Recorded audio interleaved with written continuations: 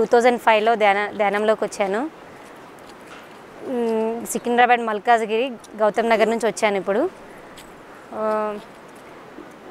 నేను కాలేజ్ టైంలో నాకు ధ్యానం పరిచయం అయింది. సో ఫస్ట్ టైం ధ్యానంలో నాకు చాలా మంచి ఎక్స్పీరియన్స్ వచ్చాయి. అది ఎలా అంటే కూర్చున్న ఫస్ట్ టైంలోనే నాకు బ్రహ్మంగారు విజన్ ప్రేమ్నాథ్ సార్ కూర్చోబెట్టి నాకు చేయించారు. సో అది నాకు చాలా మంచి ఎక్స్పీరియన్స్ అనిపించింది. అలా ధ్యానం చేస్తూ ఉంటూ ఒకరోజు నాకు పెళ్ళై 10 years అయినా కానీ నాకు పిల్లలు లేరు. నేను ఒక 40 days సంకల్పంతో ధ్యానంలో కూర్చున్నాను. డైలీ ఉదయం సాయంత్రం ఇంటి దగ్గర పిరమిడ్కి వెళ్ళానండి. 40 daysలో నాకు కన్సీవ్ అయింది. ఒకరోజు ఆ 40 days మధ్యలో ఒక మాస్టర్ నాకు ఒక సందేశాన్ని ఇవ్వడానికి చాలా ట్రై చేశారు. ఒక పెన్ కోసం నేను ట్రై చేసి కలిసేసా టక్కున వెళ్ళిపోయిందండి. అది నేను చాలా ఫీల్ అయ్యాను. సో కన్సీవ్ అయిన తర్వాత నేను ఇంకా బాగా ధ్యాన సాధన చేసినాను. మా పాపని నేను ఊములో నుంచి నేను చూసుకున్నాను. గర్ల్ బాయ్ అనేది కూడా నేను గర్ల్ అనే చెప్పేశానండి. తన రూపాన్ని నేను క్లియర్గా చూసుకున్నాను. అది నాకు చాలా హ్యాపీగా అనిపించింది. ఇంకా మా పాప పుట్టినప్పటి నుంచి శాకాహారులు ఎలా ఉంటారు అనేదానికి క్లియర్గా నాకు అర్థమవుతుంది. ఎలా అంటే తన స్కూల్లో ఫ్రెండ్స్ ఎగ్ తింటున్నా కానీ వాళ్ళని ఇష్టపడలేదంటే ఐ మీన్ వాళ్ళు తింటున్నంతసేపు తను ఒక సైడ్ తిరిగి తింటుందంట. టీచర్ కంప్లైంట్ చేస్తుంది, లేదంటే మేము ప్యూర్ వెజ్ అని చెప్తున్నాను. అలాగే స్కూల్లో ఫ్రెండ్ చీమని చంపింది. ఇద్దరు ఆడుతూ ఉంటే ఒక చీమ అటుగా పోతుంది. ఆ పోతున్న చీమని దాని ఫ్రెండ్ కొట్టి చంపింది. నువ్వు దాన్ని ఎందుకు కొట్టావని చెప్పి చాలా హైరాణ చేసిందంట స్కూల్లో. సో ఆ పాప భయపడిపోయింది తన ఫ్రెండ్. సో శాకాహారులుగా ఉంటూ ఒక చీమలో కూడా ఒక ప్రాణి ఉంది అని తను గ్రహించింది. అది ఓకే, ఇంత గొప్పగా మా పాప ఇది గమనించిందని మేము చాలా హ్యాపీగా ఫీల్ అయ్యాము. తను ఎవరైనా మాంసాహారులు ఇంట్లో మా అన్నయ్య వాళ్ళు తింటుంటే మీరు నన్ను టచ్ చేయకండి అని మొహమాటం లేకుండా చెప్పేసేదండి. ఇంకా ఎవరైనా ధ్యానులు మనం చేయాల్సింది ఒకటేనండి, 4 ఫాలో అవ్వాలి. ఫస్ట్ మనం ధ్యానం, స్వాధ్యాయం, సజ్జన సాంగత్యం, ఆచార సాంగత్యం. ఈ 4 ఉంటే చాలండి మనకి. ధ్యానం ఉదయం సాయంత్రం ఆటోమేటిక్గా చేస్తూ ఉండాలి.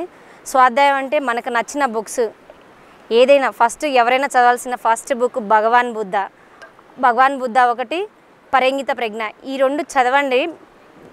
ఆ తర్వాత మీరు ఇంకా ఎక్కువ ధ్యాన సాధనకి మీకు సహకరిస్తుందండి ఆ బుక్. పరంగిత ప్రజ్ఞ చాలా వండర్ఫుల్ బుక్ అండి. అది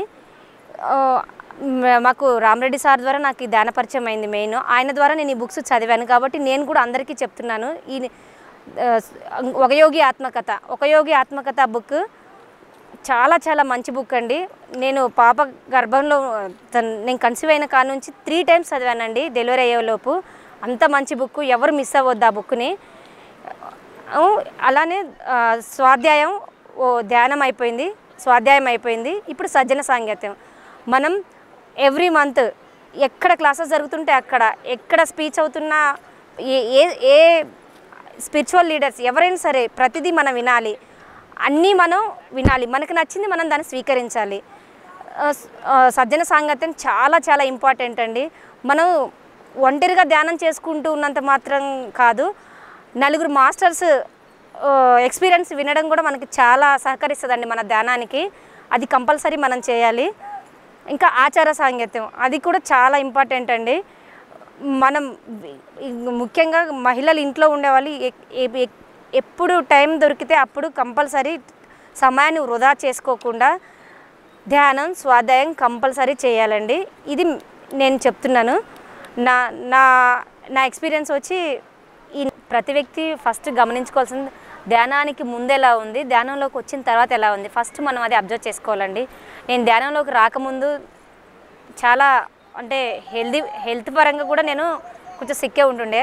ధ్యానంలోకి వచ్చిన తర్వాత నేను చాలా యాక్టివ్ అయ్యానండి. ఎలా పాప వచ్చాక నేను ఇంకా ఎక్కువ నేను ఎక్కువ యాక్టివ్ అయ్యాను. ఇంకా నలుగురికి ధ్యానం చెప్పడానికి కూడా ఇష్టపడతాను. మనం చేయాల్సిన పని ఏంటంటే నలుగురికి ధ్యానం చెప్పాలి ఫస్ట్.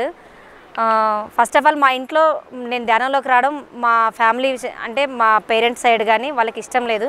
ఇప్పుడు వాళ్ళు కూడా ధ్యానం చేయడానికి ఇష్టపడుతున్నారు. ఫస్ట్ నా ఇంట్లో వాళ్ళు మారాలని సంకల్పంలో ఉన్నాను. వాళ్ళు మారారు, నాకు అది హ్యాపీ అండి. సో ముందు మనతో ఉండే వాళ్ళు మారాలి, తర్వాత మన చుట్టుపక్కల వాళ్ళు మారాలి. అది ప్రతి మెడిటేటర్స్ చేయాల్సిన పని అండి. స్కూల్ విషయంలో వచ్చి నేను 2005 నుంచి స్కూల్స్లో కూడా నేను చాలా క్లాసెస్ కూడా తీసుకున్నానండి. ముఖ్యంగా శాకాహారం గురించి చాలా చెప్పానండి స్కూల్స్లో కూడా. శాకాహారం గురించి ఎలా అంటే మనం నీచు అంటారు కదా, నీచు అంటే నీచమైన ఫుడ్డే కదండి అది. మరి ఆ ఒక్కటి మనసులో పెట్టుకొని కూడా మనం దాన్ని మానేయొచ్చు అనేసి నేను చెప్పాను. దాంతో పిల్లలు కూడా చాలామంది మానేశారు. అందరూ వచ్చి ఊర్లో వాళ్ళు, అయ్యో మా పిల్లలందరినీ ఇలా మానిపించావు ఎందుకమ్మా అని నా మీద చాలామంది ఫైటింగ్ కూడా చేశారండి. అయినా నేను దాన్ని ఏం కేర్ చేయలేదు. ఇప్పుడు పిల్లలు చాలా మంచిగా ధ్యానం చేస్తూ ఉన్నారు. ఊర్లో చాలామంది పిల్లలు చాలా హ్యాపీగా ఫీల్ అవుతున్నారు. ఇంకా నేను చెప్పాల్సింది ఏమంటే అండి, ప్రతి ఒక్కళ్ళు ఫస్ట్ ఎవరికి వాళ్ళు మనం ఎంత తిరిగినా కానీ ఏం లేదండి, మన లోపలే భగవంతుడు మన లోపలే ఉన్నాడండి, ఎక్కడో లేడు. మనల్ని మనం ఉద్ధరించుకోవాలి ఫస్ట్. దేహమే దేవాలయం అన్నారు కాబట్టి ఫస్ట్ మనలోకి మనం వెళ్ళి మనం భగవంతుని చూడాలండి. ఏ టెంపుల్స్కి వెళ్ళినా ఎక్కడికి వెళ్ళినా ఏదీ లేదు. సో నేను ముందు చెప్పిన ఈ 4 పాటించామంటే మన లైఫ్ హ్యాపీ అండి. ధ్యానం, స్వాధ్యాయం, సజ్జన సాంగత్యం, ఆచార సాంగత్యం, ఈ 4 ఉంటే ప్రతి మనిషి తన జన్మ సార్థకమండి. ఆ 4 పర్ఫెక్ట్ ఉంటే చాలు. పత్రి సార్ గారు నన్ను ధ్యానంలోకి తీసుకొచ్చిన రామరెడ్డి సార్ గారు ఇప్పుడు తను లేరు. సో తన ద్వారా నేను వచ్చాను. సో తను ఎక్కడున్నా కానీ తన ఆత్మ శాంతి ఉండాలని నేను కోరుకుంటున్నానండి. ఇంకా ఓకేనండి. థ్యాంక్స్ పత్రి సార్కి, పత్రి సార్కి నా ధన్యవాదాలు. పిరమిడ్ ఛానల్ వాళ్ళకి చాలా థ్యాంక్స్ అండి. Hello friends, PMC